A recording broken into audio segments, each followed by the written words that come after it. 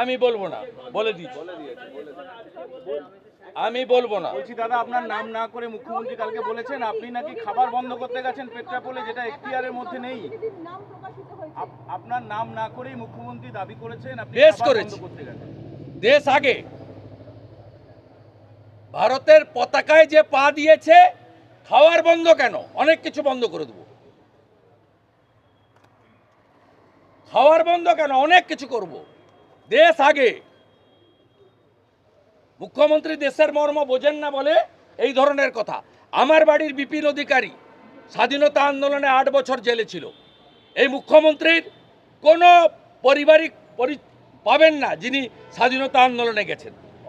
উনি তার ফিলিং পাবেন কি করে? আমার মা বরিশাল থেকে এসছে 60 সালে, উনার ফিলিং থাকবে কেন? আমার ফিলিং আছে।